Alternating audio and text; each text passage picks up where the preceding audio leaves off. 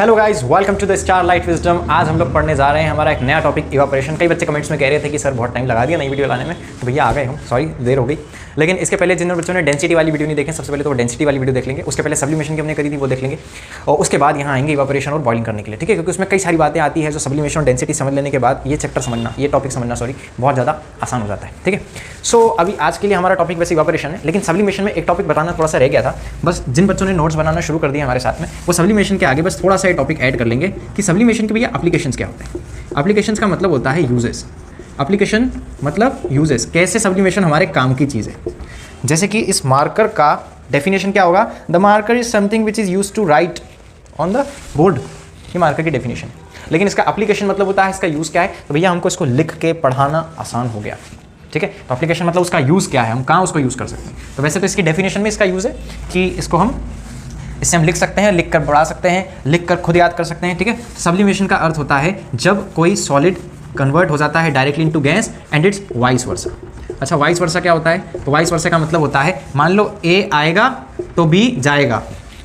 अगर ए आया, if A comes then B goes, वो चला जाएगा, ठीक है। अगर ये हुआ तो ये होगा। और वाइस वर्सा मतलब अगर ए जाएगा तो बी आएगा एंड वाइस वर्सा। इसका मतलब होता है कि अगर बी जाएगा तो ए आएगा। मतलब भैया ए का आना बता रहा है कि बी जा रहा है और बी का जाना बता रहा है कि ए आ रहा है।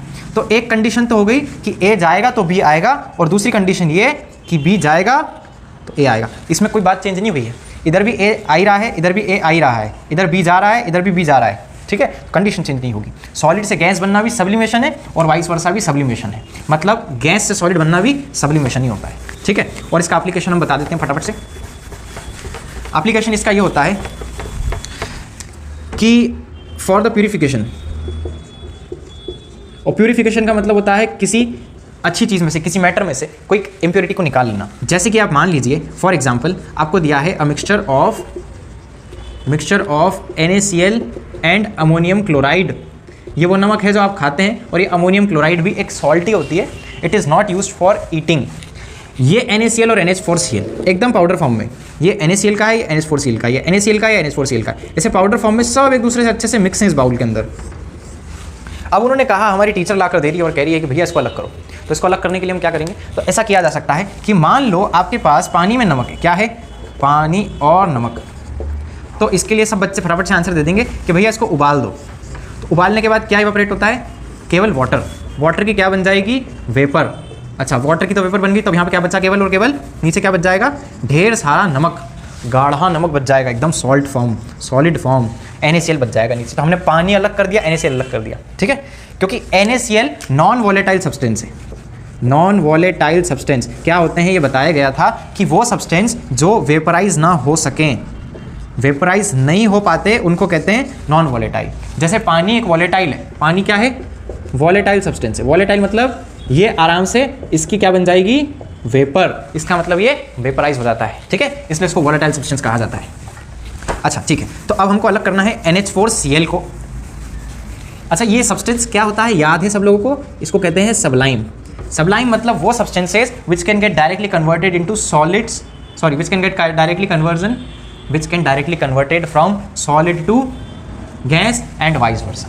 अभी NH4Cl का फॉर्म में, सॉलिड फॉर्म में कायम है, सॉलिड के फॉर्म में। अगर मैं इसको गर्म कर दूं, ये एक साथ ही ना मिक्सचर हमारे पास, वो बाउल कहाँ गया, अरे ये रहा वो बाउल यार, यही है वो।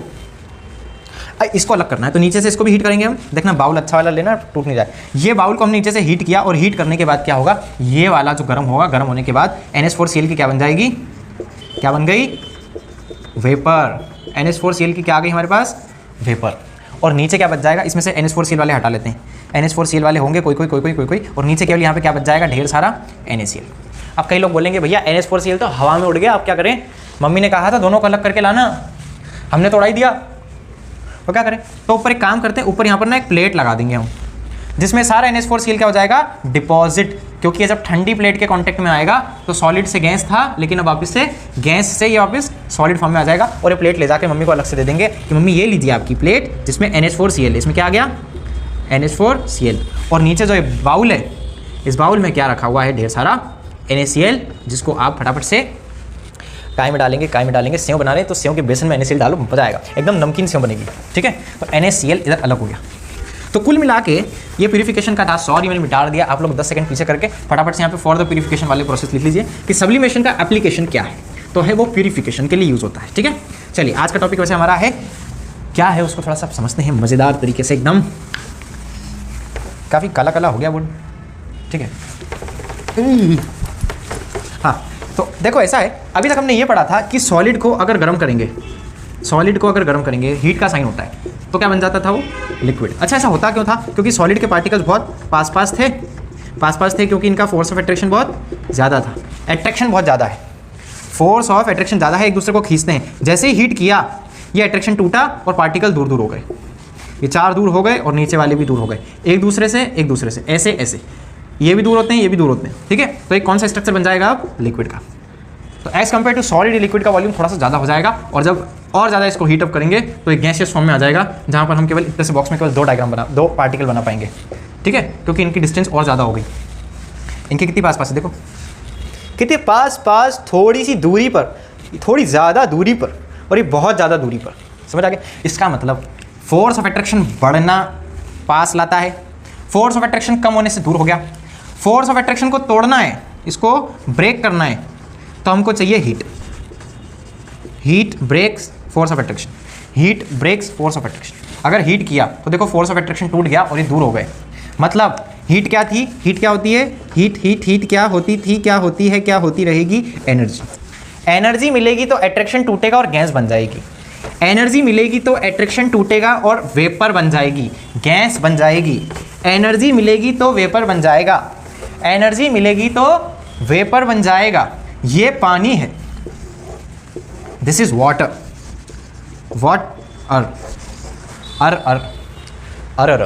वाटर। इसके सबसे ऊपर वाले सरफेस पर जो पार्टिकल्स होते हैं, या ये कहा जाए कि the particles eight top most, मतलब सबसे ऊपर वाले, ये वाला नहीं, इसके ऊपर वाला, ये वाला particles eight top most surface, ठीक है। ये डेप्थ है पानी की, इतने टब में मान लो पानी भरा हुआ है, तो इतनी लहरें क्यों आ रही है इसमें, शायद जोर से ये लहरें आते आते ये टब में आ गया है पानी, और टब में भी वो लहर ही ले रहा है, लेकिन हमने 1 घंटे तक उसको रख दिया तो स्टेबल हो गया, ठीक है भैया। टब के अंदर पानी रखा है, और ये पानी के जो सबसे ऊपर वाले सरफेस के जो पार्टिकल्स होंगे, अच्छा सबको ये तो पता है ना कि मैटर पार्टिकल से बनता है। वाटर भी क्या है, वाटर भी एक मैटर है, और उसके पास भी पार्टिकल होते हैं H2O के, H2O। नहीं, इस बार हंसी की आवाज़ नहीं आएगी, वो पिछली वीडियो में डाल दी थी हमने। अभी क्या है, यहाँ पर H2O के ढेर सारे पार्टिकल्स आ गए। अभी ढेर सारे H2O के पार्टिकल्स को क्या चाहिए, अरे क्या बताया था, सॉलिड का फोर्स ऑफ अट्रैक्शन तोड़ने के लिए एनर्जी चाहिए। अगर एनर्जी मिली तो फोर्स ऑफ अट्रैक्शन टूटेगा और ये बनेगा लिक्विड। अच्छा, ये एनर्जी मिलेगी तो इसका फोर्स ऑफ अट्रैक्शन भी टूटेगा, अब ज़्यादा टूट जाएगा, और ये बन जाएगा फिर गैस। मतलब गैस बनाने के लिए क्या चाहिए, एनर्जी। गैस बनाने के लिए एनर्जी चाहिए, गैस बनाने के लिए एनर्जी चाहिए, लिक्विड को गैस बनाने के लिए एनर्जी चाहिए। इनको पानी से भाप बनाने के लिए दे नीड एनर्जी। ये क्या कह रहे हैं, ये पार्टिकल कह रहा है आई नीड एनर्जी। क्या चाहिए भैया, इसको एनर्जी चाहिए। और इसको एनर्जी कौन देगा, कहाँ से मिलेगी, क्योंकि अब मैं नीचे नहीं हीट नहीं करना भैया, हीट नहीं करेंगे हम। अभी तक जितनी वीडियो देखी सब में स्टेट को चेंज करने के लिए, स्टेट को कन्वर्ट या चेंज करने के लिए क्या करना पड़ रहा था, थोड़ा डायरेक्ट लिख दें, हीटिंग करनी पड़ रही थी। लेकिन हम यहाँ हीटिंग नहीं करेंगे, विदाउट इंक्रीजिंग द टेम्परेचर भी नहीं बढ़ाएंगे हम, हाँ। लेकिन ये पानी के पास ना एक प्रॉपर्टी होती, ध्यान से समझेंगे सब लोग, एकदम इधर ध्यान देंगे। जो पानी होता है ना, water wants to get free from all bonds. अरे ये क्या है, इसका मतलब है कि जो पानी के पार्टिकल्स होते हैं वो नहीं चाहते कि एक दूसरे के साथ फोर्स ऑफ अट्रैक्शन में बंधे हुए रहें, एक दूसरे को खींचते रहें। तो ये बॉन्ड तोड़ना चाहते हैं, ऐसे बॉन्ड तोड़ना चाहते हैं, और ये फ्री होके उड़ना चाहते हैं। Water wants to evaporate, water wants to, अभी वेपराइज लिखते हैं, water wants to vaporise says, vaporise, water wants to vaporise, पानी चाहता है कि वो भाप बन जाए, वेपराइज, पानी चाहता है कि वो भाप बन जाए, ये पानी है, ये चाहता है कि भाप बन जाए, पर भाप कब बनेगा, जब एनर्जी मिलेगी, हम तो हीट कर ही नहीं रहे, तो एनर्जी कहाँ से मिलेगी, तो ये कहता है कोई बात नहीं, कोई बात नहीं, ठीक है कोई बात नहीं देना तुमको एनर्जी, नहीं करना तुमको मुझे हीट, मत करो, मैं खुद एनर्जी ले लूँगा, किससे, तो बाहर यहाँ पर इतनी सारी हवा रखी है ना भाई साहब, ये क्या है यहाँ पर, एयर है, एयर में होते हैं पार्टिकल्स, काफ़ी दूर दूर हैं, क्योंकि इनका फोर्स ऑफ अट्रैक्शन होता है काफ़ी कम, तो स्पेस हो जाती है इनके बीच की बहुत ज़्यादा, और आराम से ये घूम पाते हैं, जिसको कहते हैं काइनेटिक एनर्जी। मतलब इनके पास कौन सी एनर्जी है, काइनेटिक एनर्जी, इसके पास कौन सी एनर्जी है, काइनेटिक, इसके पास काइनेटिक, ये ऊपर नीचे आगे पीछे कहीं भी घूमते रहते हैं, अरे हाँ ऐसे ऐसे घूमते रहते, दे हैव काइनेटिक एनर्जी। हवा के पास काइनेटिक एनर्जी है, हवा के पास काइनेटिक एनर्जी है, मतलब हवा के पास एनर्जी है, हवा के पास क्या है, एयर की एनर्जी। अब ये पार्टिकल्स ले लेंगे, एयर की एनर्जी किसने ले ली, एयर की एनर्जी ले ली पार्टिकल्स ने, और ये पार्टिकल को जैसी एनर्जी मिली, इसने अपने नीचे के बंधन को, फोर्स ऑफ अट्रैक्शन को, जो अब तक इसने गांठ बांध रखी थी, वो सब तोड़ ताड़ के, अरे छोड़ छाड़ के अपने पार्टिकल्स की गली, ये वाटर ड्रॉपलेट हवा में चली, ये ऊपर की तरफ उड़ चली, ऊपर आके क्या बन गई है, वाटर की अब वेपर। कौन वाली, सरफेस वाली। नीचे वाली का तो एयर की एनर्जी के साथ कोई लेना देना हो ही नहीं सकता, क्योंकि इसके ऊपर तो ऊपर से भी बंधन है और नीचे तो टबी है, कहाँ से जाएगी बाहर। बीच वाली को तो चारों तरफ से घेर रखा है पार्टिकल्स ने, नहीं जा सकती, इसको एनर्जी कौन देगा, फिर उसको जिसने पकड़ रखा है उसको भी कौन एनर्जी देगा, ऊपर नीचे आगे पीछे सब देख लो, लेकिन जो सबसे ऊपर वाला होगा उसको केवल नीचे से पकड़ा है, उसको केवल ये जो दो पार्टिकल्स है इनको केवल नीचे से पकड़ रखा है लोगों ने, ऐसे ये पार्टिकल है और नीचे वालों ने इनको ऐसे ऐसे पकड़ रखा है, नीचे खींच रहे हैं उनको, लेकिन ये सरफेस पर है ना, तो ऊपर से कोई नहीं खींच रहा, तो ये बोलता है भैया मुझे केवल इतने बॉन्ड तोड़ने, उसके बाद में फ्री उड़ जाऊंगा, वेपर बन जाऊंगा, ठीक है। ये आराम से पार्टिकल सरफेस वाला उड़ जाता है। तो particle at surface, particle at surface gets energy from there या इट्स सराउंडिंग, पार्टिकल तो इट्स लिख लेते हैं, particle at surface gets energy from its surrounding. और वो सराउंडिंग मतलब इसके आसपास की हवा भी है, एयर के पार्टिकल भी हैं और आसपास के वाटर ड्रॉपलेट्स भी हैं, तो इनके एनर्जी को भी लेकर भाग सकता है, कोई दिक्कत नहीं है, कोई दिक्कत नहीं। ये इसके परिवार का हिस्सा है, बोलेगा भैया 2 रुपये दे दो, इसने थोड़ी सी एनर्जी दे दी, एनर्जी दे दी, एनर्जी दे दी, एनर्जी दे दी, दे देकर इसकी एनर्जी इतनी हो गई कि इसकी काइनेटिक एनर्जी बहुत तेज़ हो गई, मतलब अब इसका मोशन तेज़ हो गया, इतना तेज़ हो गया कि अपना घर छोड़ के भाग गया, ठीक है। ऐसे करके अपनी एनर्जी लेकर पूरी तरीके से भाग चुका है, अब एनर्जी लेकर ये भाग गया, मतलब ये वेपराइज हो गया, ठीक है। अभी ऊपर वाली सरफेस हटा दें, अरे वाह, ऊपर वाली ऐसी पूरी उड़ जाएगी, ठीक है ना।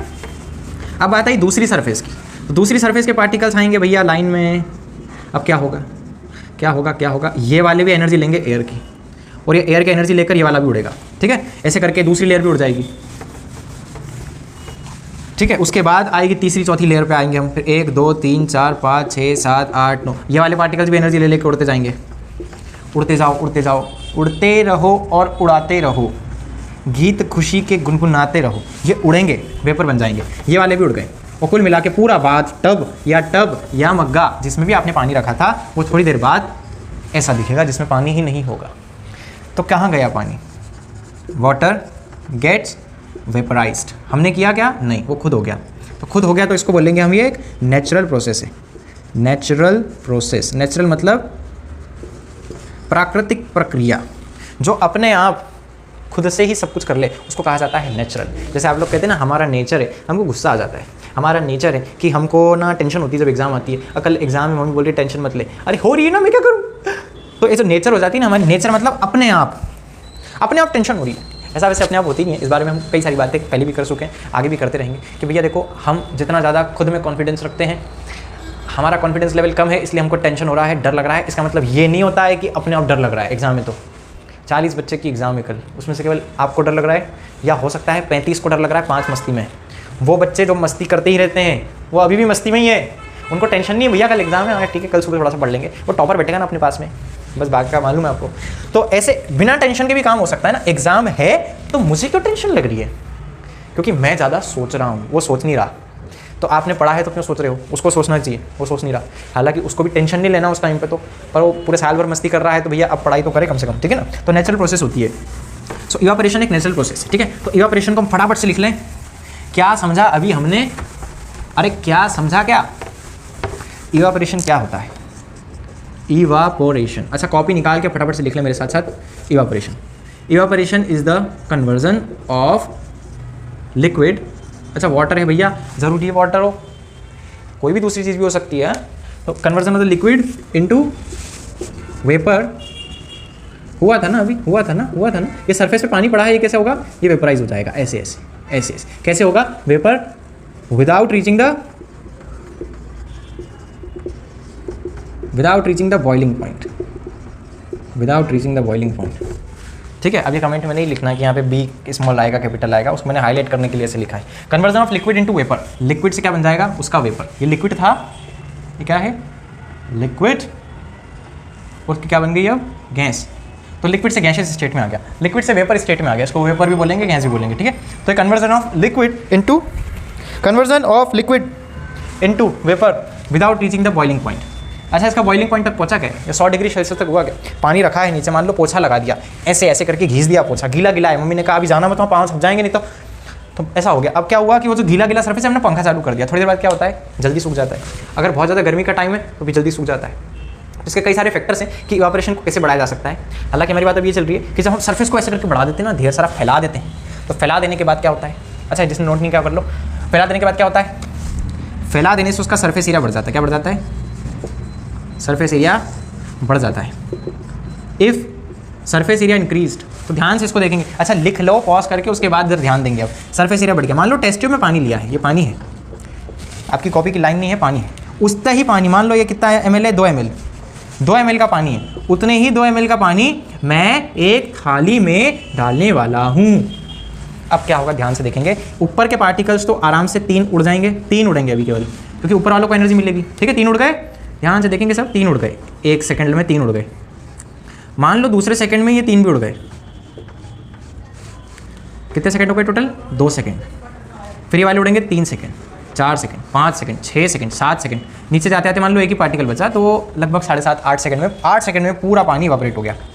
ये 2 ml पानी इवापोरेट कितनी देर में हुआ? 8 सेकंड में। ये 2 ml का पानी लेते हैं, चलो अब, अरे ले लो, ये सारे पार्टिकल्स हमने लाइन से रख दिए। अब ये क्या होगा? पानी के पार्टिकल्स को ऐसा समझ लो आपकी थाली में पानी है, वो बहुत जल्दी इवापोरेट होगा एज़ कम्पेयर टू आपके गिलास का पानी।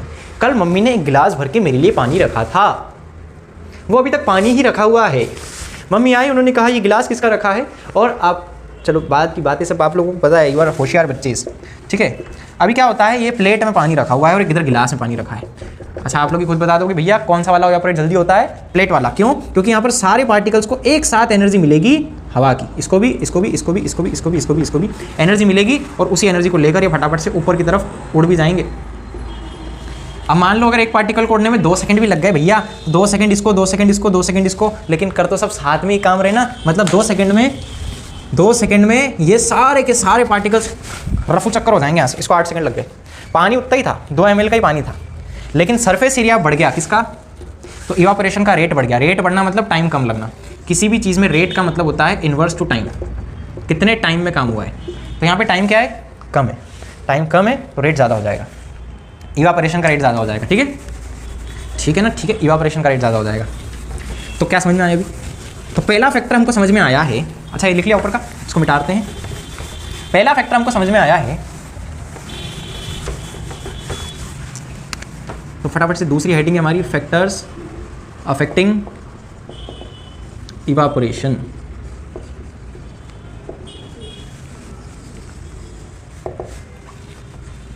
वन टू थ्री इवापोरेशन को अफेक्ट करने वाला पहला फैक्टर हमने पढ़ा अभी, सरफेस एरिया। क्या है वो यूं कह रहा है कि अगर सरफेस एरिया बढ़ेगा, ये सरफेस एरिया ऐसे लिख लेते हैं, सरफेस एरिया अगर बढ़ा, सरफेस एरिया बढ़ा, इसका सरफेस एरिया ज़्यादा है, अगर सरफेस एरिया ज़्यादा हुआ तो इवापोरेशन बढ़ जाएगा। बढ़ गया ना, जल्दी उड़ेगा पानी, हाँ या ना, उड़ेगा। तो सरफेस एरिया बढ़ने से इवापोरेशन बढ़ता है, इसका मतलब इवापोरेशन डायरेक्टली डिपेंड्स, ये किसका साइन है? डायरेक्टली डिपेंड्स, डिपेंड लिख लो या प्रोपोर्शनल भी एक ही बात है ना, प्रोपोर्शन मतलब किस चीज़ पर निर्भर कर रहा है, डिपेंड कर रहा है। तो evaporation depends on surface area, ये बढ़ेगा तो ये भी बढ़ेगा, ठीक है। पहला पॉइंट ये समझ में आया। चलिए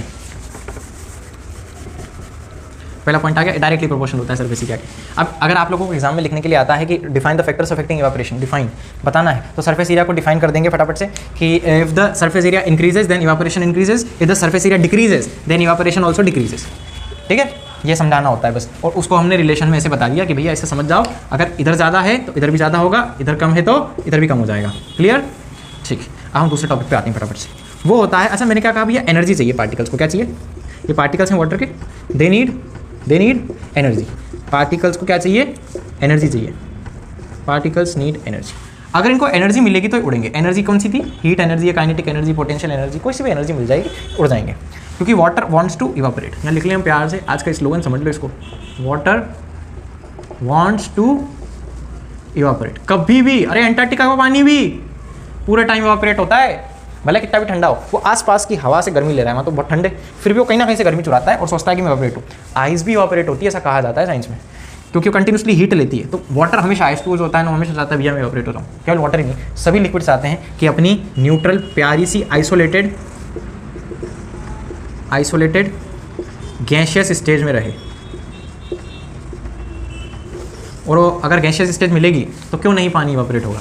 ठीक है, तो कहीं ना कहीं चाहता है स्टेबल होने के लिए, स्टेबिलिटी के लिए ज़रूरी है कि वो गैसियस स्टेट में आ जाए। अधिकतर जो नोबल मेटल्स होते हैं ना, गैसियस स्टेट में ज़्यादा मिलते हैं, उसका कारण भी शायद ये है।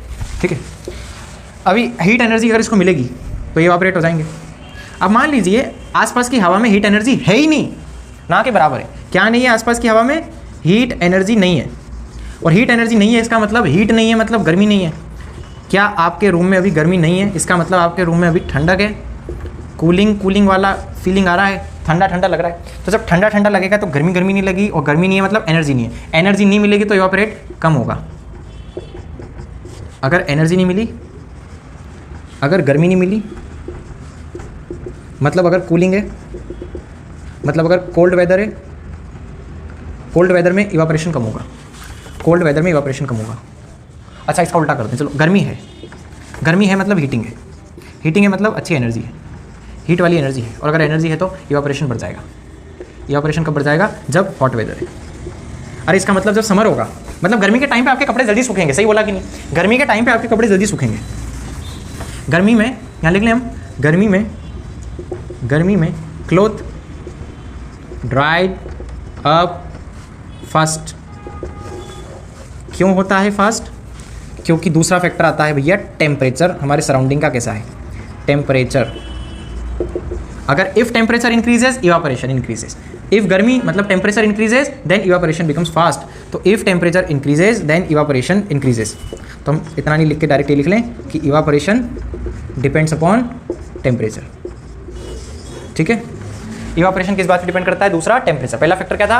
एरिया बढ़ेगा तो इवापोरेशन बढ़ेगा। दूसरा क्या है? टेम्परेचर बढ़ेगा तो इवापोरेशन बढ़ेगा। तीसरा, मान लो टाइम बढ़ेगा तो भी इवापोरेशन बढ़ेगा। ऐसा जरूरी नहीं भैया। ऐसा मान लो कि टाइम बढ़ता जा रहा है, आपने उसको फ्रिज में रख दिया, टाइम बढ़ जा रहा है और वो पानी से और बर्फ बन गया, तो टाइम पर ये फैक्टर डिपेंड नहीं करता है। ठीक है, तो टाइम से इवापोरेशन का कोई लेना देना नहीं है। ठीक है, हम ये इसलिए बता रहे हैं क्योंकि फैक्टर्स मतलब होता क्या है, आप इस बात को फील करें, समझें कि फैक्टर मतलब क्या है। फैक्टर मतलब जो कम ज़्यादा होने से उसको भी कम ज़्यादा करता है। सरफेस एरिया जब भी बढ़ेगा हमेशा, हाँ जी हमेशा सरफेस एरिया जब भी बढ़ेगा तो इवापोरेशन भी हमेशा बढ़ेगा। अब कई बच्चे बोलेंगे कि सरफेस एरिया बढ़ा के फ्रिज में रख देंगे तो भैया सरफेस एरिया कम करके भी फ्रिज में रखो और सरफेस एरिया बढ़ा के दूसरे बीकर में फ्रिज में रख दो। दोनों में देखना सबसे पहले इवापोरेट किसकी ज़्यादा रेट होगी। तो जिसका सरफेस एरिया ज़्यादा होगा फ्रिज में, दोनों उसको ही रखना है। ऐसा नहीं एक को बाहर रख दिया कम वाला, एक को ज़्यादा करके फ्रिज में रख दिया। सबके साथ खिलवाड़ नहीं करना, केवल सरफेस एरिया के साथ खेलना है। तो वॉल्यूम सेम रखो, टेम्परेचर सेम रखो, सब कुछ सेम रखो, लेकिन केवल सरफेस एरिया से खेलो। ठीक है, अरे ये क्यों मिटारवा दिया यार? अरे evaporation directly depends on surface area. ठीक है, इसको याद कर लेंगे फटाफट से। अच्छा, इवापोरेशन की डेफिनेशन किसको याद है? क्या था? Conversion of liquid into vapour without reaching the boiling state या बॉइलिंग पॉइंट। बॉइलिंग पॉइंट तक पहुंचने से पहले ही काम हो जाता है भाई साहब। होता है कि आपके कपड़े आपने सुखाए बाहर, कपड़े सुखाओ, देखो कपड़े ऐसे बनता है, कपड़ा है ये। और मान लो ये कपड़े को हमने बाहर धो के सुखाया है और सुखाने के बाद क्या होता है, इसमें से पानी के ड्रॉपलेट्स निकल के बाहर जाते हैं। अच्छा एक बात बताओ, हवा में कितने एयर के पार्टिकल्स हैं? बहुत सारे। अच्छा एक बात बताओ, एयर में वाटर वेपर कितनी है? तो कई वो कहेंगे कि हाँ भैया वो भी बहुत सारी है, वाटर वेपर भी बहुत सारी होती है। ठीक है, लेकिन बहुत ज़्यादा भी नहीं होती है। जब टेम्परेचर बढ़ेगा तो ये वाटर वेपर थोड़ी सी ऊपर चली जाएगी, आसमान में ऊपर तक, नीचे नहीं रहेगी। इसलिए हमको गर्मी में गीला ज़्यादा नहीं लगता है। लेकिन ठंड में कपड़े सूखने में थोड़ा टाइम लगता है और बारिश में तो बिल्कुल भी सूखते ही नहीं हैं कपड़े। क्या होता है उसको ध्यान से समझते हैं। तो भैया यहाँ पे जो हमने कपड़ा सुखाया था, एयर हैज़ कैपेसिटी, आपके एनसीईआरटी में बहुत प्यारी लाइन लिखी है, वो कुछ ऐसी थी कि the air around you can not hold more than the definite amount of the water vapour at a given temperature. एक पर्टिकुलर टेम्परेचर पे, मान लो 25 डिग्री सेल्सियस पर, ठीक है, टेम्परेचर हमने सेम रख रखा है, इसको कम ज़्यादा नहीं करेंगे, बाहर की हीट कम ज़्यादा नहीं होगी। मान लो इसने कितने ड्रॉपलेट्स पकड़ रखे हैं, 50 H2O के ड्रॉप्स पकड़ रखे हैं, मतलब वेपर स्टेट में, ठीक है, ड्रॉप्स पकड़ रखे हैं, वेपर पकड़ रखे हैं, 50 है। कहाँ बनाए अपन हवा, अपन हवा बनाते हैं, ये रही हमारी हवा, 1 2 3 4 5 6 7 8। अच्छा एक काम करते हैं, 8 ही बना लेते हैं, ठीक है, 8 वाटर वेपर है, 8 वाटर वेपर इसकी कैपेसिटी पकड़ने की। मैंने यहाँ पर लाके अपना कपड़ा सुखा दिया, कहाँ है वो कपड़ा, ये रहा। आप लोग भी कपड़ा बना सकते हैं ऐसे, ठीक है, इसकी बाहें थोड़ी मोटी हो गई, कोई बात नहीं। अगर मान लीजिए इसमें बहुत सारा पानी है और ये पानी चाहता है कि मैं इवापोरेट हो जाऊँ, तो जैसे ही इवापोरेट होने के लिए यहाँ जाएंगे ना, ये एयर क्या बोलेगी, भैया मेरी कैपेसिटी कितनी है, 8 की, तो आप वापस नीचे चले आओ, कपड़ा सूखेगा ही नहीं। ये कपड़ा है, ये कपड़ा बार बार पानी भेज रहा है ऊपर, और एयर चिल्ला के, क्या है मेरे को नहीं होल्ड करना, इतने सारे 8 है मेरे पास, मुझे 10 नहीं करना, तो 8 है मेरे पास, मुझे 2 और नहीं दो, 3 और नहीं दो, तो ये वापस से पार्टिकल को अंदर भेज देगा। मतलब कुल मिला के वो अंदर बाहर होकर कपड़े को गीला ही रखेंगे, वेट क्लॉथ वेट ही रह जाएगा। और ज़्यादा से ज़्यादा पानी हवा में ऑलरेडी कब होता है, बारिश के टाइम पर इतना सारा पानी नीचे आ गया, वो सारा पानी ऊपर हवा में फैलेगा, तो उमस होती है, क्या हो जाती है पानी में, क्या हो जाती है पानी, सॉरी बारिश में, रेनी टाइम में क्या होता है भैया, उमस हो जाती है, ना गर्मी लगती ना ठंड लगती, ना कुछ समझ में नहीं आ रहा क्या हो रहा है, कपड़े सूख नहीं रहे हैं, ऐसा गीला गीला सा लग रहा है, ऐसा अजीब सा लगने लग जाता है, उसको बोलते हैं उमस, और उसको इंग्लिश भाषा में लिखा है यहाँ पर ह्यूमिडिटी। तो क्या समझा, अगर उमस ज़्यादा मतलब पानी का अमाउंट ज़्यादा है, वाटर वेपर इन, अच्छा ऊपर का लिख लिया, इसको मिटा दें, नहीं तो यहाँ पे खिचड़ी बन जाएगी थोड़ी देर में। अगर वाटर वेपर का अमाउंट एयर में ज़्यादा हो गया तो इवापोरेशन कम हो जाएगा, क्योंकि वो बोलेगा भैया मैं नहीं पकड़ सकता इससे ज़्यादा, अरे मेरे दादा नहीं पकड़ सकता इससे ज़्यादा। ये आपका कपड़ा कैसे बनाए, अब ऐसे बना रहे भैया कपड़ा, ठीक है, ये ग्लव मान लो ऐसा कपड़ा है, ये ग्लव कपड़ा हमारा, इसमें से इसको भी हमने सुखाया था अभी 2 दिन पहले धो के, देखो कितना साफ। तो ये क्या होता है, जब उड़ेगा ऊपर तो एयर बोलेगी हाँ मैं पकड़ सकती हूँ, तो पकड़ लूँगी, इसने 4 और पकड़ लिए तो सूख गया। क्यों सूख गया, क्योंकि ऑलरेडी कितने थे पहले 2, तो ये कितने पकड़ सकता है, अब कितनी कैपेसिटी हमने बताई थी, 8 की थी, 2 थे तो 6 और आ सकते हैं, 6 और आ सकते हैं, मतलब 6 और आ सकते हैं, मतलब ये आराम से सूख ही जाएगा कपड़ा, तो ड्राइड इजीली। और क्यों हुआ है ड्राई इजीली, क्योंकि ऑलरेडी एयर में वाटर कम था, एयर में H2O के पार्टिकल्स मतलब वाटर वेपर वर लेस, पूरा इंग्लिश में कर लेते हैं, ठीक है, एकदम अच्छी क्वालिटी वाला रहेगा। In air water vapour were less, थोड़ा कम है पानी, देखो वर मतलब पहले कम थे, 2 थे, हमने 6 दे दिए, 6 हो गए, हाँ वो तो गए, 3 और 3 6, ठीक है, तो 6 पार्टिकल्स हमने ऊपर दे दिए। ये केवल समझा रहे हैं हम ना, ऐसे नहीं होता है पार्टिकल एक निकल रहा है, इधर से एक फिर दूसरा ऐसे जाएगा, तीसरा ऐसे नहीं होता है, पूरा पानी एक साथ इवापोरेट होता है। ये केवल समझाने के लिए स्कीमेटिक डायग्राम बनाते हैं हम लोग, ठीक है। तो ये 6 पार्टिकल्स और हवा में पहुंच गए तो आराम से सूख गया, तो dried easily when the amount of the water vapour were less. अब मान लो पहले से यहाँ पे 10 है, अच्छा 9 है, चलो अरे 8 ही मान लो, जितने थे उतने ही, 8 इसकी कैपेसिटी पूरी हो चुकी है, इसकी कैपेसिटी पूरी हो चुकी है। तो 8 पार्टिकल्स के बाद अगर हम यहाँ पे ग्लव्स रखेंगे अपना, अब ये बोलेगा भैया पकड़ लो मेरा भी, तो एयर बोलेगी नहीं मैं नहीं पकड़ूंगी, तुम वापस ले लो, उसने वापस दे दिया और ये कपड़ा वेट का वेट ही रह गया।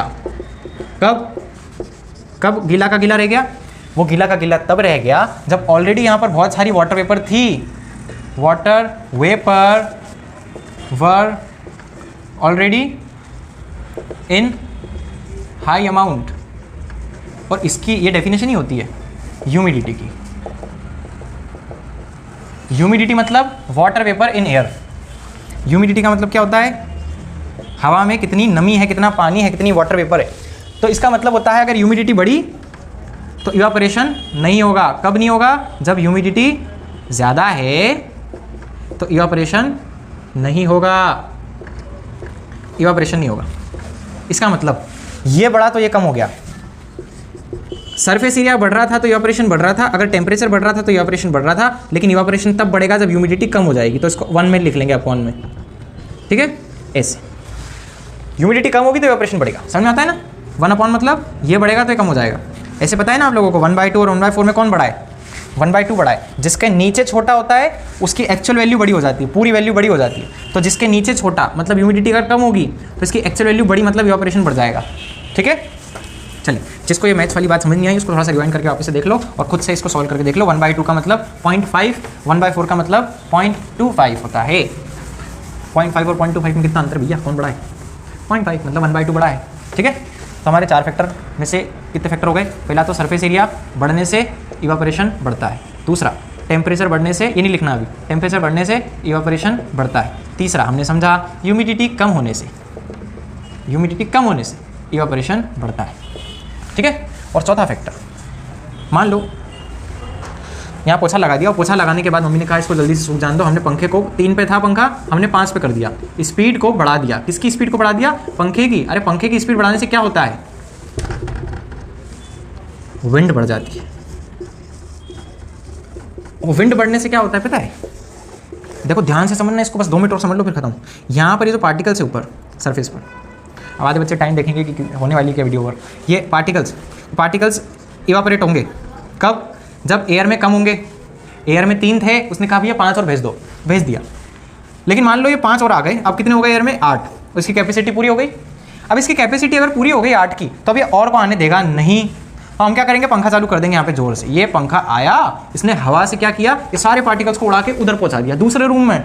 अब यहाँ पार्टिकल्स में एक भी एयर का वाटर का ड्रॉपलेट ही नहीं, यहाँ पे एम्प्टी हो गया, एम्प्टी स्पेस है। मतलब यहाँ जगह है कि हम आराम से पानी और उड़ा सकते हैं। तो ये वाले पार्टिकल भी उड़ जाएंगे।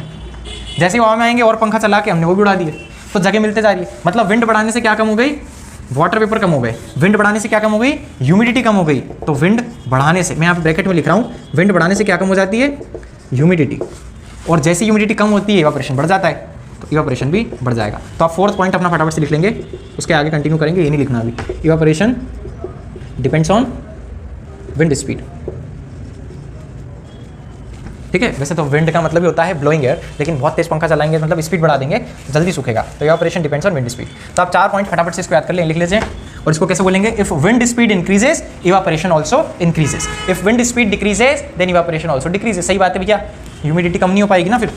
चल अभी हमारे फैक्टर्स कंप्लीट हो गए, डेफिनेशन कंप्लीट हो गई। अब हम देखते हैं इसकी कुछ प्रैक्टिकल बातें, कुछ एप्लीकेशंस, क्योंकि इस बार मैं नहीं भूलूंगा एप्लीकेशन बताना। हाँ, मैं तैयारी से आ जाऊँ इस बार। चलो बाकी एक बार मैं रिक्वेस्ट करूँ, क्या था एप्लीकेशन। मान लो किसी को फीवर आ रहा है, फीवर आ रहा है, ध्यान से समझेंगे इसको। अगर किसी को फीवर आ रहा है, फीवर का मतलब होता है बुखार, बुखार, बुखार। अगर किसी को बुखार आ रहा है तो उसका जो सिर है, सिर मतलब हेड है, वो दुखने लग जाता है, हेडेक होने लग जाता है, बहुत ऐसा सर दुखने लग जाता है। फीवर आता है ना तो ऐसे सर दुखता है। ये तो खैर चक्कर आ रहे हैं, बाकी सर दुखता है तो सर दुखने के बाद क्या होता है? थोड़ा सा वो गर्म हो जाता है, हीटअप हो जाता है। जो उसका सिर है, सिर क्या बोलता है? सिर मतलब हेड, सिर हीटअप हो जाता है, गर्म हो जाता है। अच्छा अब एक बात बताओ, अरे बताओ, बस एक बार बता दो, बाद में तो वही चलेगा क्या? अरे ये कि वाटर वांट्स टू इवेपोरेट। अगर पानी को इवेपोरेट होना है तो उसको एयर से क्या चाहिए थी? एनर्जी। कौन सी एनर्जी? Heat energy. अगर उसने एयर से हीट एनर्जी ले ली, अगर मैं आपके अंदर से हीट एनर्जी लेते जाऊँ, हीट एनर्जी ले लूँ सारी, तो मैं गर्म हो जाऊँगा, मैं हीटअप हो जाऊँगा। लेकिन मैंने हीट एनर्जी ली किस में से? आपके अंदर से मैंने हीट ले ली, हीट मैंने ले ली, तो मैं तो हीटअप हो गया भैया, जोर से गर्म हो गया मैं। लेकिन अब आप क्या हो जाओगे? ठंडे।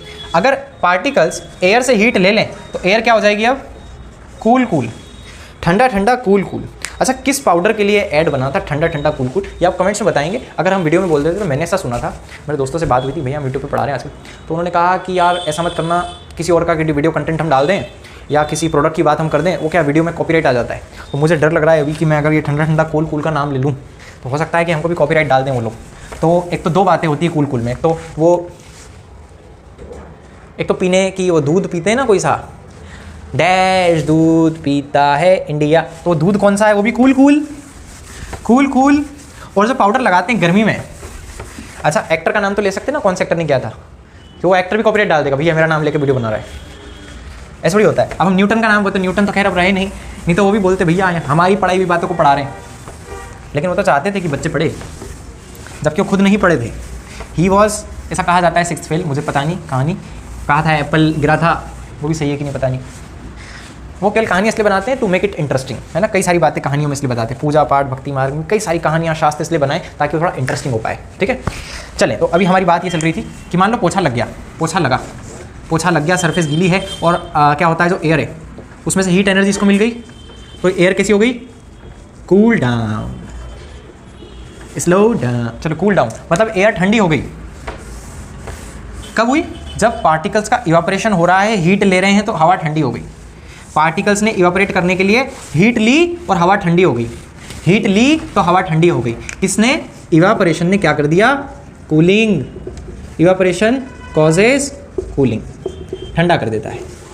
अभी हम बात कर रहे थे कि जो बच्चे को फीवर आया है, ये बच्चा ऐसे सोया हुआ है यहाँ पर, अब क्या हो रहा है, इसको बुखार आ रहा है और ये सोया हुआ है, स्कूल जाने नहीं मिल रहा है इसको, तो इसने कहा मुझे स्कूल जाके अच्छे से पढ़ना है, साइंस पढ़ना है, तो ये बेड पे लेटा हुआ है, ठीक है। ये क्या है, तो वो लेटा हुआ है अभी। अब क्या किया, मम्मी आई, मम्मी ने एक रुमाल लिया, गीला किया और गीला करके इसके सर पे रख दिया, ऐसे इसके सिर पे कपड़ा रख दिया। ये क्या है, वेट क्लॉथ। मम्मी ने कहा मैं तुझे ठीक करूँगी, तुझे स्कूल भेजूंगी, तेरे बहाने नहीं चलेंगे। तो उन्होंने क्या किया, यहाँ पर वेट क्लॉथ रख दिया और जब ये ठंडा कपड़ा यहाँ पर रखा तो ठंडे कपड़े से क्या हुआ पता है, क्या हुआ, वेट क्लॉथ में क्या होता है, पानी होता है, पानी। गीला मतलब पानी, इसमें क्या है, पानी मतलब H2O। पानी क्या करता है, वाटर वांट्स टू इवापोरेट, और ये पानी इवापोरेट होने के लिए क्या करेगा, पानी इवापोरेट होने के लिए क्या करेगा, हीट मांगेगा। क्या बात हुई, टेम्परेचर बढ़ाना है, हीट चाहिए, तभी तो वेपर बनेगा। तो ये हीट किसकी लेगा, ये पानी जो इसके सर पे रखा है वो हीट किसकी लेगा, अरे इस बच्चे के सर की, हेड की हीट वेट क्लॉथ लेगा और बच्चे का सिर हो जाएगा ठंडा, क्योंकि जिसमें से हीट ली, मान लो ये कपड़ा गीला है, मैंने इस पे हाथ रखा, ये गीला कपड़ा क्या करेगा, हीट मांगेगा। तो मेरे नीचे वाला हाथ दिख रहा है, ये वाला हाथ, ये वाला क्या करेगा, अपनी हीट इसको दे देगा, ग्लव को, ताकि आराम से इवापोरेट हो सके पानी, इसका पानी इवापोरेट हो सके। तो क्या करेगा, ये जो हीटेड हेड है, ये जो इसका हेड है, उसकी हीट कहाँ से ले जाएगी, इस वेट क्लॉथ में, और ये पानी इवापोरेट हो जाएगा। थोड़ी देर बाद वो कपड़ा सूख जाएगा, मम्मी आके बोलेगी कहाँ गया इसका पानी। हम बताएंगे मम्मी को, मम्मी हमने इवापोरेशन पढ़ा है, जो इवापोरेशन होता है ना, उसमें पानी इवापोरेट होकर उड़ जाता है, ठीक है। तो बच्चे का बुखार थोड़ी देर बाद सही हो जाएगा। क्लियर, ये पहला था, समझ में आया। तो फीवर के टाइम पे ऐसा क्यों किया जाता है, because the wet cloth takes the heat from the head, because the wet cloth on the head takes the heat from the body and makes the body cool, एकदम ठंडी कर देता है शरीर को, बॉडी कूल हो जाएगी। आप भी एकदम अच्छे से कूल रहें, मस्त पढ़ते रहें, ये हमारी दुआएं हैं। अगर कूल हो जाएगी हमारी बॉडी हमारी कूल हो जाएगी, कूल बॉडी इज़ कूल, तो ठंडी ठंडी बॉडी अच्छी होगी। अच्छा ठंडा ठंडा लग रहा है, रिलैक्सड, एकदम गर्मी लगती है तो एकदम ऐसा लगता है कुछ तो ठंडा ठंडा हो जाएगी बॉडी। कब, जब वो वेट क्लॉथ रखा तो उसने क्या किया, हीट एनर्जी ले ली, ठीक है, समझ आ गया। अब दूसरा काम करते हैं अपन। अच्छा आप लोगों को पता है नेल पॉलिश लगाते हैं कई लोग नहीं, सॉरी, कौन लगाते हैं नेल पॉलिश, गर्ल्स लगाती है, मम्मी पापा, सॉरी इसको काट देना, मम्मी और दादी जो नेल पॉलिश लगाती है, वो नेल पॉलिश ऐसे ऐसे लगाते हैं लोग। नेल पॉलिश ये हाथ होता है, ये ऐसे होता है हाथ, ऊपर यहाँ पे नेल्स होते हैं। वो नेल पॉलिश लगाने के बाद क्या होता है, उसको हटाना पड़ता है, क्योंकि स्कूल में डांट पड़ती है, नेल पॉलिश लगा के मिटा। तो नेल पॉलिश को मिटाना जाता है। नेल पॉलिश मिटाने के लिए क्या करते हैं, नेल पॉलिश का रिमूवर लाया जाता है, नेल पॉलिश का रिमूवर, और बनता है कीटोन के ऐसे ग्रुप से जिसको बोलते हैं एसीटोन, ठीक है। ये आप लोग 10th क्लास में पढ़ोगे क्या होता है कीटोन। ये एसीटोन एक नेल पॉलिश रिमूवर है, ठीक है। ऐसा कहा जाए कि नेल पॉलिश रिमूवर के अंदर एक कंपोनेंट है एसीटोन का, या एसीटोन को ही यूज़ किया जाता है एज नेल पॉलिश रिमूवर, ठीक है। तो एसीटोन लिख लो या नेल पॉलिश रिमूवर लिख लो, वो यहाँ पर नाखून पर लगा के उसको मिटा देते हैं, नेल पॉलिश निकल जाती है उससे। अगर उसको थोड़ा सा हाथ पे लिया जाए ना तो बहुत ठंडा ठंडा लगता है, पता है क्यों, क्योंकि एसीटोन एक ऐसा लिक्विड है जो बहुत हाई वॉलेटाइल है। वॉलेटाइल मतलब आराम से उड़ेगा, वेपर बनेगा। मैंने अपने हाथ पर यहाँ पर एसीटोन डाला, यहाँ पर एसीटोन, ये क्या है, ये एसीटोन। तो एसीटोन क्या करेगा, इवापोरेट होने के लिए, कोई भी लिक्विड बोला था ना हमने, कोई भी लिक्विड वांट्स टू इवापोरेट, और ये इवापोरेट होने के लिए क्या करेगा, हीट एनर्जी लेगा। किसकी लेगा, हीट फ्रॉम हैंड, अपने हाथ से ये हीट एनर्जी लेगा, और हीट एनर्जी लेने के बाद उड़ जाएगा, ठीक है। हाँ, हीट एनर्जी लेगा, दिख रहा है ना ऊपर का, हीट एनर्जी ले लेगा, और हीट एनर्जी लेने के बाद हमारे हाथ को लगेगा ठंडा ठंडा, ठीक है। तो नेल पॉलिश रिमूवर डालने के बाद क्या होता है, हाथ ठंडा ठंडा हो जाता है, ठीक है। चलो 2 बातें हो गई। तीसरी बात, पहला क्या था, फीवर आया है आपको तो आप बहाना नहीं बनाओगे, कपड़ा रख लोगे सिर पे, ठीक है। दूसरा उन्होंने कहा एसीटोन से हमने क्या किया, हाथों को ठंडा ठंडा लगा, नेल पॉलिश रिमूवर की बात हमने करी। तीसरा हम करते हैं अर्थन पॉट की बात। ये आप लोगों को स्कूल में बताया होगा, काफ़ी मज़ेदार टॉपिक लगता था मुझे भी। ये अर्थन पॉट है, ठीक है। मिट्टी का मटका, अर्थ मतलब मिट्टी, मड, मिट्टी का मटका। सॉरी मैं इतना ज़्यादा क्यों लिखता हूँ ये बताने के लिए कि जो मड होती है, अरे देखिए कि नहीं मड, गमले में फूल उगा है, ताज़ा ताज़ा कली खिली है, हम उसके पढ़ने वाले। तो यहाँ पर क्या है, यहाँ पर मिट्टी है, मड है, ये क्या है, मड है। अगर आप इसमें पानी डालते हो तो पानी डालने के बाद क्या होता है, ये सारा पानी यहाँ से निकलकर नीचे तक चला जाता है, और कभी कभी नीचे जो होल होता है, कभी कभी नहीं हर बार, वो गमला अच्छा जिसमें नीचे छेद होते हैं इसलिए होते हैं ताकि ज़्यादा पानी भर दो। भैया इंडिया है, किसको पता किसमें कितना पानी डालना है, ज़्यादा डाल दिया तो क्या होता है, वो नीचे से यहाँ से निकल जाता है। मिट्टी में पानी निकल जाता है क्योंकि मिट्टी होती है पोरस, मिट्टी होती है पोरस। पोरस का मतलब होता है छेद छेद वाली, जैसे कि ये ग्लव भी पोरस है, यहाँ पानी डालेंगे तो यहाँ से निकलेगा, ग्लव के आर पार, मेरे हाथ के आर पार तो नहीं जाएगा। नेट का दरवाज़ा होता है आजकल, मच्छरदानी भी पोरस कही जाएगी, और कहें हम तो ओ आपके कपड़े भी पोरस ही हैं, ठीक है। उसमें पानी डालेंगे तरफ से दूसरी तरफ से निकलेगा। पेपर में, पेपर पोरस नहीं है, देखो ऊपर पानी डालेंगे जब तक गल के फट नहीं जाए तब तक पानी आर पार नहीं करेगा, उस पानी ऊपर रहता है, ठीक है। तो पोरस का मतलब होता है, अभी मिट्टी का मटका बनाए, मिट्टी काय की है, अर्थ की। अर्थ की मिट्टी कैसी होती है, पोरस। अब पोरस मतलब होता है इसमें बहुत टाइनी टाइनी होल्स होते हैं, क्या होते हैं, टाइनी टाइनी होल्स होते हैं, छेद छेद छेद छेद। अब क्या होता है, इतना सारा पानी भर दिया आपने, अरे बाप रे इतना सारा पानी, तो भैया परिवार में इतना पानी तो लगता ही है, ठीक है, पियो कोई दिक्कत। पानी है यहाँ पर, ये मिट्टी का मटका है, अरे भाई तो बढ़िया बन गया, गुड।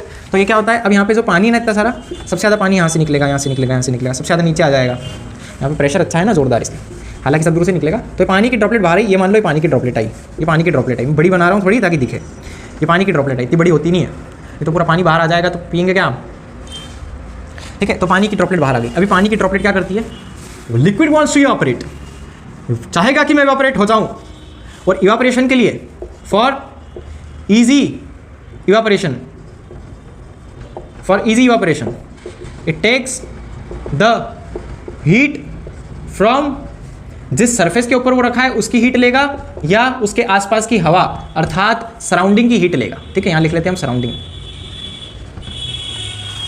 अब ये पार्टिकल है, इसकी सरफेस क्या है, ये क्या है, सरफेस है, और इसके आसपास क्या है, यहाँ पे हवा है, ऐसी ऐसी हवा है, ठीक है। अब ये जो पार्टिकल है ये चाहेगा कि मैं इवापोरेट हो जाऊँ, और इवापोरेट होने के लिए ये इस सरफेस की हीट लेगा, इस सरफेस की हीट लेगा। अब इसने सरफेस की हीट ले ली, किसकी, कौन है ये सरफेस, है कौन ये सरफेस, ये है पॉट, पॉट की हीट ले ली। और अगर इस पॉट की हीट को ले लिया जाए इस हर एक पार्टिकल के द्वारा, तो भाई साहब क्या होगा, ये पॉट से हीट निकल गई तो पॉट के अंदर क्या, पॉट कैसा हो जाएगा, ठंडा। पहले कौन ठंडा होगा, pot, pot will be cool down, और ठंडा हो जाने के बाद क्या होगा, जो अंदर का पानी है, जो वाटर है, वो वाटर क्या बोलेगा, मैं एक ऐसे मटके में रखा गया हूँ जो मटका काफ़ी ठंडा ठंडा है, काफ़ी ठंडा ठंडा मटका लग रहा है, मेरा मटका ठंडा है। थोड़ी देर बाद ये पानी ऐसे बोलते बोलते खुद भी ठंडा हो जाएगा, ठीक है। ये तो समझ में आएगा ना भैया सबको, ठंडे पानी में रखेंगे, ठंडे पटके में रखेंगे तो ठंडा हो जाएगा पानी, है? आपको फ्रिज में रख दे, अब गर्म कैसे रहोगे फिर, क्योंकि आसपास ठंडा है तो भी ठंडा हो जाएगा। तो ये जो सरफेस है ये ठंडी है, तो अंदर का पानी भी एकदम ठंडा हो जाएगा, ठीक है ना, क्लियर। तो हम अर्दन पॉट के लिए क्या बोलेंगे, the earthen pot is a porous material, या यूं कहा जाए कि earthen pot is the made up of porous mud which continuously liberates the drops out from it. These drops, इसके आगे से लिख सकते, these drops wants to evaporate by taking the heat from pot और सराउंडिंग, ठीक है। हम definition थोड़ी चेंज करेंगे ना, अभी पॉट समझा रहे तो पहले पॉट नहीं लिखना, सराउंडिंग से भी हीट ली जाती है तभी इवापोरेशन होता है। तो आपको पता है मटके के आसपास भी थोड़ा सा हाथ रख के देखना, हाथ टच मत करना, उसके आसपास देखना बहुत ठंडा ठंडा लगेगा, क्योंकि उसके आसपास की जो हवा होती है ना यहाँ वाली, उसकी भी हीट वो वाटर लेके उड़ रहा है। सरफेस की तो ले ही रहा है लेकिन एयर की भी ले रहा है, तो हवा भी ठंडी, पॉट भी ठंडा। ठीक है, तो कभी बहुत ज़्यादा गर्मी हो, आपके पास पंखा ना हो या लाइट चली गई हो, तो आप एक ठंडा पानी का मटका लाके अपने पास भी रख लोगे ना, तो सही बता रहे इतना मज़ा आएगा, एकदम ठंडा ठंडा लगेगा। ठीक है, तो इसलिए क्योंकि वो, और देखो इसका चौथा हम देख लेते हैं फटाफट से, वो होता है क्या बताना था, और कूलर। हाँ कूलर, कूलर। अच्छा आपकी बुक में लिखा है डेजर्ट कूलर। कूलर कैसा होता है यार, cooler cooler cooler cooler cooler cooler cooler cooler ज़्यादा हो गया क्या? ऐसा कूलर है ना, पंखा लगा यहाँ पे। अब कूलर में 3 नहीं होते, 4-5 भी होते हैं। ठीक है, और यहाँ पे क्या होता है पता है आप लोगों को, ऊपर पानी पानी हो जाता है ढेर सारा सरफेस पर। यहाँ पे मोटर लगा देते हैं, उसको ऊपर कनेक्ट कर देते हैं, यहाँ से शावर जैसा ये फुहारे ये जोरदार एकदम, और यहाँ पे पानी आ जाता है ढेर सारा, और ये पानी में यहाँ पे छेद होते हैं, सॉरी यहाँ पर सरफेस पर छेद होते हैं, और यहाँ पे होती है चटाई। क्या होती है?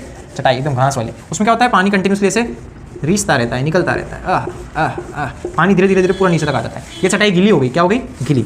वेट ग्रास, घास की बनती है ना, घास जैसी होती है, तो क्या बोलते हैं उसको हिंदी में? चटाई बोलते हैं हमारे तो। ठीक है, तो वेट घास हो जाती है एकदम गीली गीली घास। और वो गीली गीली घास क्या करेगी? लिक्विड वांट्स टू इवापोरेट, और इवापोरेशन के लिए क्या चाहिए उसको? हीट। हीट नीडेड, हीट चाहिए भैया इवापोरेशन के लिए। तो क्या करेगी वो? इस कूलर के अंदर जितनी हवा है गरम गरम, इस कूलर के अंदर यहाँ बना लूँ मैं, जितनी एयर, हीट वाली एयर, क्योंकि भैया कूलर कब लगाते हैं? समर में। कब लगाते हैं? समर में। तो समर में ही कूलर लगाते हैं, और वो समर में ही ज़्यादा ठंडी हवा देगा।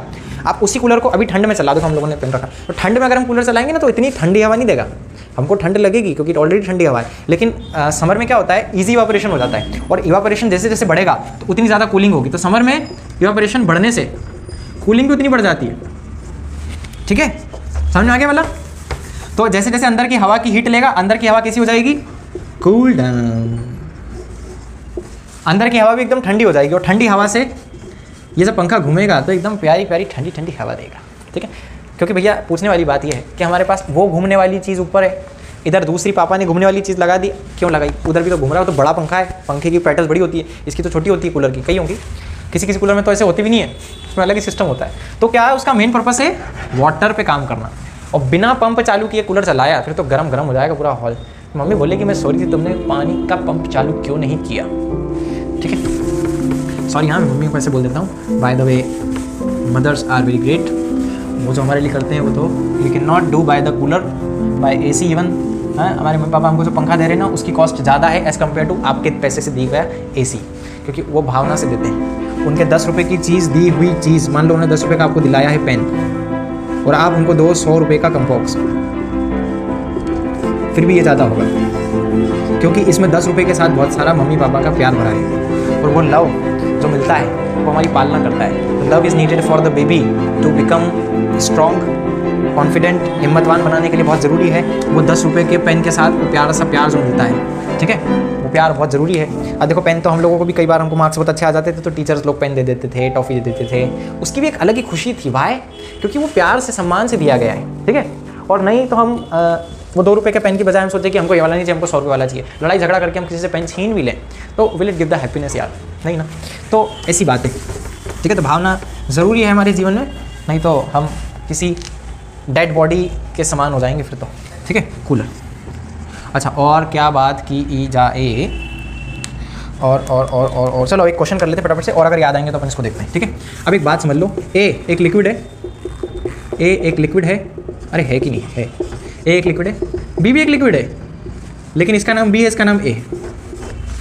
ठीक है, अब हमने एक बात करी थी लेटेंट हीट ऑफ वेपराइजेशन। अब थोड़े बच्चे छोड़ेंगे, अरे यार अरे बहुत इजी चीज़ है, 2 मिनट में समझ लो। लेटेंट हीट ऑफ इवापोरेशन भी होती है एक चीज़। ठीक है, हालांकि थोड़ा डिटेल टॉपिक है, लेकिन जिनको मज़ा आ रहा है वो फटाफट मज़ा ले लो। लेटेंट इवापोरेशन मतलब इवापोरेशन करने के लिए कितनी हीट चाहिए जो छुपी हुई आ रही है, ऊपर से हीट आ रही है ना, और इसको क्या करती है? इवापोरेट कर देती है, ऐसे इवापोरेट हो जाती है। ये हीट ऊपर उड़, सॉरी पानी ऊपर उड़ गया, तो जितनी अमाउंट ऑफ हीट रिक्वायर्ड है टू इवापोरेट उसको बोलेंगे लेटेंट इवापोरेशन। उसका अमाउंट दिया हुआ है कि भैया इसका है 100 जूल प्रति किलोग्राम। अभी इसको छोड़ दो, यूनिट में ध्यान नहीं देना। और इसका दिया हुआ है बी वाले का 150 जूल प्रति किलोग्राम। ठीक है, अब इसका मतलब क्या है कि 1 किलो पानी को इवापोरेट होने के लिए कितनी एनर्जी चाहिए? 100 जूल की। या अगर 1 किलो ए लिया जाए और 1 किलो बी वाला पानी लिया जाए तो इसको कितनी हीट चाहिए? इसको 150 गर्म करना पड़ेगा, 150 गर्मी देनी पड़ेगी, और इसको हम केवल कितनी एनर्जी देंगे? 100 जूल की। ठीक है, ये जूल वगैरह, किलोग्राम और ये सब हम थोड़ा सा आगे पढ़ने वाले हैं, वर्क एनर्जी में आएगा, उसमें डिटेलिंग में पढ़ेंगे। अभी कोई इतना समझ लो, 100 जूल मतलब एनर्जी चाहिए, ठीक है। एनर्जी भी अजीब लग रहा है तो हीट समझ लो, इतनी हीट देनी है, मतलब 100 गुना हीट देनी है और यहाँ पे 150 गुना हीट देनी है, ठीक है। मतलब ये एक लगा है, सॉरी 2 लगा दो, मान लो 50-50 जूल की एनर्जी दे रहे हैं, ये 50-50 100 हो गया, 50-50 150 हो गया, इसको ज़्यादा हीट देनी पड़ रही है, ज़्यादा हीट देनी पड़ रही है, ठीक है। अब हम इसको इवापोरेशन से कराएंगे, हम हीट नहीं करेंगे, इवापोरेशन से करेंगे। हम नहीं कर रहे, ये बाहर से हीट लेगा, कितनी लेगा 100 जूल की, एयर से कितनी एनर्जी ले रहा है ये 100 जूल की लेगा। ऐसा सेम आप बी के लिए करो और फटाफट से पॉज करके इसका आंसर खुद कमेंट करके बताओ कि ये जो 150 वाला है ये हवा को ज़्यादा ठंडा करेगा या 100 वाला है ये हवा को ज़्यादा ठंडा करेगा। ज़्यादा हवा ठंडी किसके इवापोरेशन के बाद होगी। इधर इस रूम में रख दिया ये ए, यहाँ पे पूरा ए बिछा दिया हमने, पूरे रूम में ए भर दिया और दूसरे रूम में बी भर दिया, ठीक है, पूरा बी पूरा भर दिया अच्छे से, है ना। एक रूम में क्या भरा, यहाँ पे ए रख दिया ढेर सारा, और दूसरे रूम में क्या भरा B. Which room will be cooled more, ज़्यादा ठंडा कौन होगा। जल्दी से कमेंट सेक्शन में बता दीजिए, पॉज करके बता दिया, बता रहे, लिख लिया सबने। चलिए तो अब ए और बी में से ज़्यादा ठंडा कौन करेगा। तो भैया देखो, जब ए की बारी आई तो उसने कहा मुझे हवा से कितनी एनर्जी चाहिए 100 की, 100 मान लो 100 हीट ले ली इसने, हवा से कितनी हीट ले ली 100, तो जितनी हीट थी उसमें कितना कम हो गया अब 100 जूल इतना। बी वाले ने क्या कहा मुझे कितनी हीट चाहिए 150 क्या है हीट चाहिए उसको। तो इसके पास हवा में जितनी हीट थी ये तो बराबर ही थी, शुरुआत में रूम तो उतना ही गर्म था, लेकिन इसने कितनी हीट ले ली हवा में से 100, तो ठंडा कर दिया रूम को, 100 कम हो गई हीट, मतलब ये कितना ठंडा हो गया, ऐसा कहते हैं कि 100 हीट चली गई मतलब 100 कूलिंग हो गई, ऐसा बोल सकते हैं ना भैया कि 100 हीट ले ली मतलब 100 कूलिंग हो गई। और यहाँ क्या बोल सकते हैं कि 150 हीट चली गई, हीट में से 150 चला गया, मतलब या तो ये कह लो कि 150 हीट चली गई या ये कह लो कि कूलिंग में 150 बढ़ गया, मतलब हवा से ज़्यादा हीट ले ली गई तो हवा ज़्यादा ठंडी हो गई, कूल्ड मोर। तो हमारा आंसर होगा the B will be cooled more because the latent heat of evaporation of B is 150, that is it will take more amount of heat as compare to A. ये ज़्यादा हीट लेगा तो ज़्यादा ठंडा करेगा, ठीक है। चलें बस एक लास्ट टॉपिक आप फटाफट से समझ लें या फिर इस वीडियो को ख़त्म करें, नहीं बस 1 मिनट, अरे बस एक मिनट मतलब 60 सेकंड को थोड़ा राउंड ऑफ करके 100 कर लेते हैं, मतलब लगभग 1 मिनट 40 सेकंड हो जाएगा, ठीक है, पता नहीं कितना लगेगा टाइम।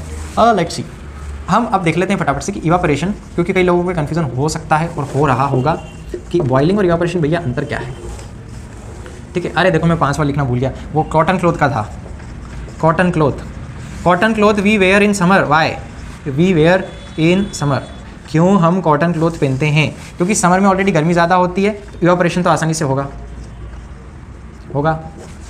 लेकिन इवापोरेशन करने के लिए पानी छोड़ने का तैयार भी तो हो। अब क्या होता है समर के टाइम पे हमको बहुत ज़्यादा पसीना आता है, पसीना मतलब होता है स्वेट, ठीक है, इसमें ए आता है, और ये होती है स्वीट मतलब मीठा, ठीक है, ये वाला नहीं, हमको स्वेट की बात कर रहे हैं, स्वेट मतलब पसीना आता है, गर्मी लगती है तो पसीना आता है, और पसीना क्यों आता है, क्योंकि हमारी बॉडी को ठंडा करने के लिए पसीना आता है।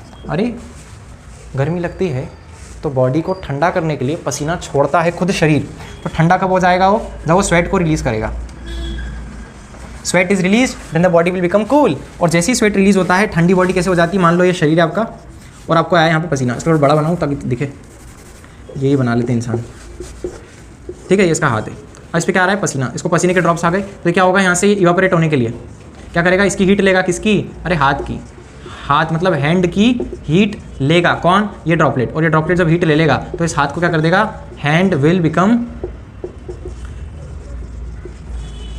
कूल, ठीक है, ठंडा हो जाएगा हाथ ठंडा हो गया। तो देखो बॉडी को ठंडा करने के लिए स्वेट आया था, ठीक है, मतलब बॉडी को भी पता है भैया इवापोरेशन कर देंगे तो कूलिंग हो जाएगी, तो उसने क्या करा, वाटर छोड़ दिया ढेर सारा ताकि इवापोरेट होकर वो क्या कर दे, विच कॉजेज कूलिंग।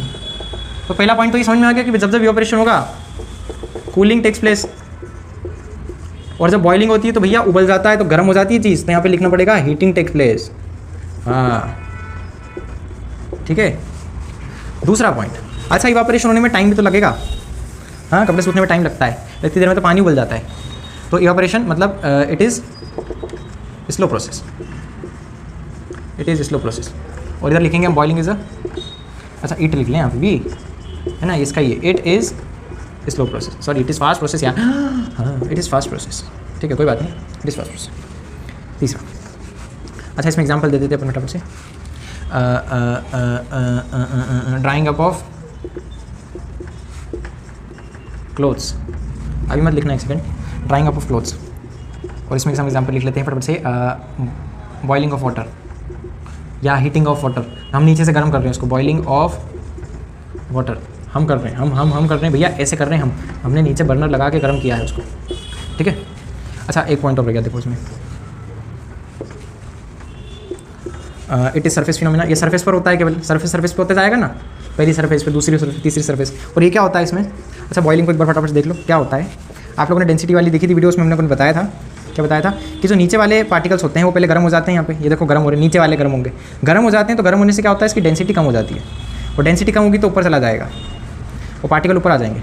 मतलब जो हॉट वाटर होता है उसकी डेंसिटी कम होती है as compare to density of cold water. जिनको समझ नहीं आ रहा हो पिछली वीडियो देखेंगे फटाफट से, ठीक है, क्लियर। सो ये वाली हीट होकर ऊपर जाएगी और ये ऊपर जाएगा तो ये वाले नीचे आ जाएंगे। तो कंटिन्यूसली क्या होता है, इसका टेम्परेचर मान लो 20 हुआ तो 10 वाला नीचे आ जाएगा, 20 वाला ऊपर चले आएगा, फिर ये 20 हो जाएगा, बराबर हो गया, फिर 30 होकर ऊपर जाएगा, वो भी आ जाएगा नीचे, फिर वो 30 हो जाएगा, फिर 40 होगा, फिर ऊपर जाएगा। समझ आ गया? इसको थोड़ा सा धीरे से सुनो ध्यान से।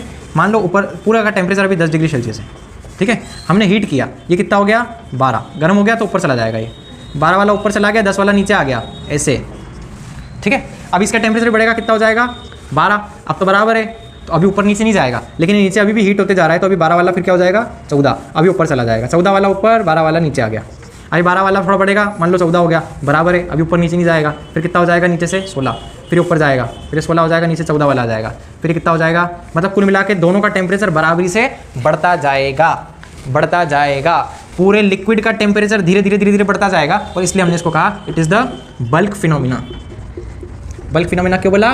क्योंकि यहाँ पर नीचे वाला जब गर्म हो जाएगा तो गर्म होने के बाद वो पहले ऊपर आएगा, फिर ऊपर वाले को मौका मिलेगा कि अब मैं भी गर्म हो जाऊँ, तो वो ऊपर वाला नीचे आ जाएगा, मतलब पूरा एक साथ गर्म होते जाता है। लेकिन इवापोरेशन में क्या होता है भैया, इवापोरेशन में केवल ऊपर वाले गर्म होते हैं, उड़ जाते हैं, फिर इधर क्या होता है, नीचे तो गर्म हो ही नहीं रहा हो, तो ये इसका टेम्परेचर बढ़ा ही नहीं, इसका टेम्परेचर बढ़ रहा है, इसका टेम्परेचर भी बढ़ता है, ठीक है, और इसमें टेम्परेचर कांस्टेंट रह जाता है। तो ये 5th पॉइंट अगर ना समझ में आए तो प्लीज़ मत लिखना, लेकिन जिनको आगे मैंने जो बात समझाई वो लिखेंगे केवल, टेम्परेचर चेंजेस, ठीक है। और कई लोग पढ़ के बोलेंगे गलत है, टेम्परेचर चेंज नहीं होता है, ठीक है, लेकिन आप लोग कोई सी भी रेफरेंस उठा के देखेंगे तो उसमें ये वाले पॉइंट भी लिखे गए हैं कि टेम्परेचर यहाँ चेंज होता है और यहाँ पर टेम्परेचर कांस्टेंट होता है, ठीक है। और एक और पॉइंट याद आ रहा है यार, चलो लिख लो फटाफट से।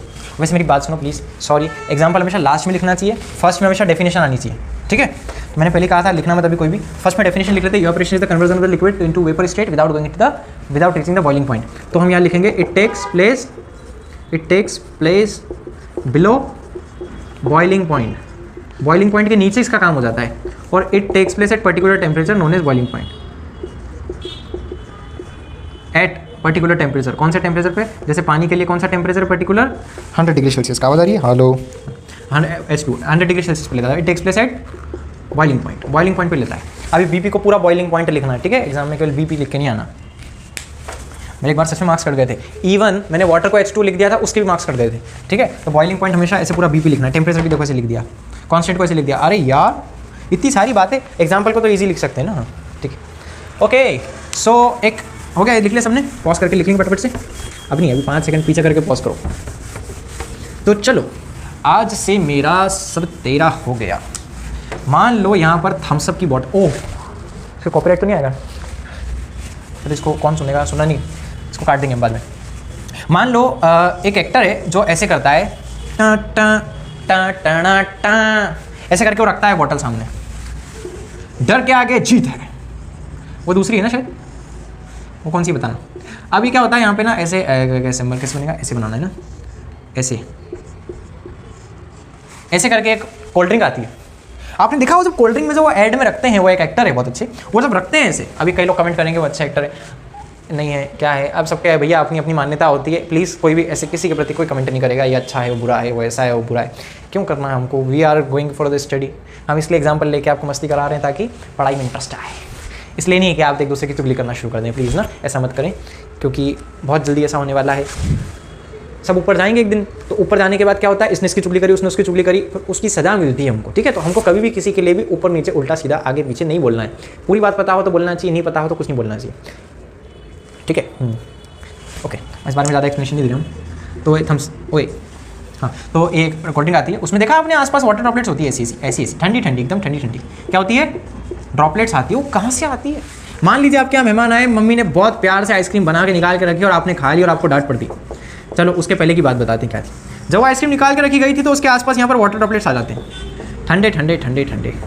कभी आपने फ्रूटी को फ्रीजर में रख दिया और बाहर निकालोगे, थोड़ी देर रखे रहने दोगे तो उसके ऊपर पानी आ जाता है, तो उसको पोस्ट के हम स्टोर डालेंगे, ठीक है। तो क्या होता है एक्चुअली में, इसका टेम्परेचर बहुत कम है, टेम्परेचर बहुत कम है, बहुत कम है मतलब ये बहुत कूल है, कूल्ड डाउन। अब यहाँ पे जो एयर है, हवा है, उस हवा के पास क्या है, काइनेटिक एनर्जी है।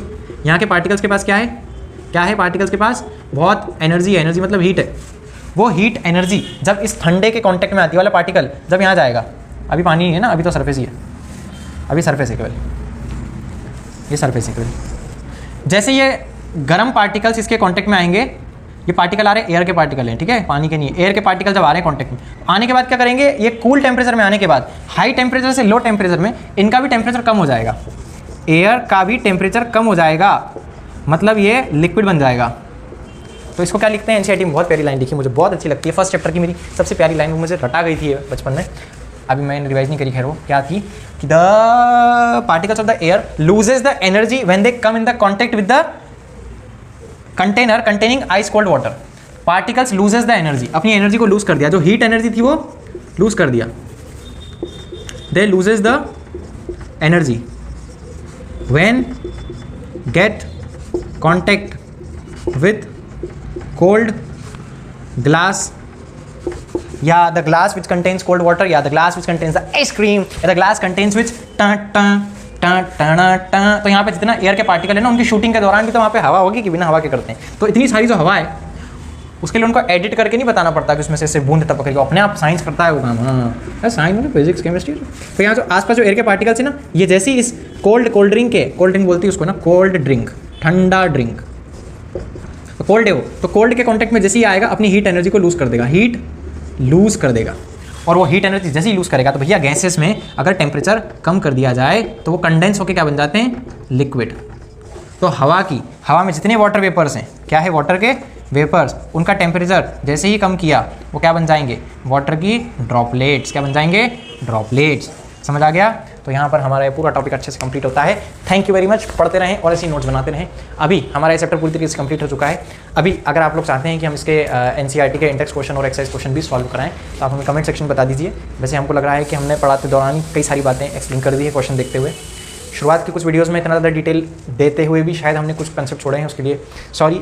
अगर वो कुछ इंपॉर्टेंट आपको लगता है कि कुछ बहुत ही ज़्यादा कुछ छूटा है तो हम उसको अगली वीडियोज़ में कवर कर देंगे, ठीक है। बाकी हम चाहते हैं कि हम नए चैप्टर चालू करें क्योंकि इसमें बहुत ज़्यादा टाइम ऑलरेडी लग चुका है। अब हम चैप्टर के दौरान ही आपको जो भी टॉपिक चल रहा है उसी के क्वेश्चन उसी टाइम करा दिया करेंगे। सब लोग कॉपी कर लेकर बैठ करें। Thank you very much.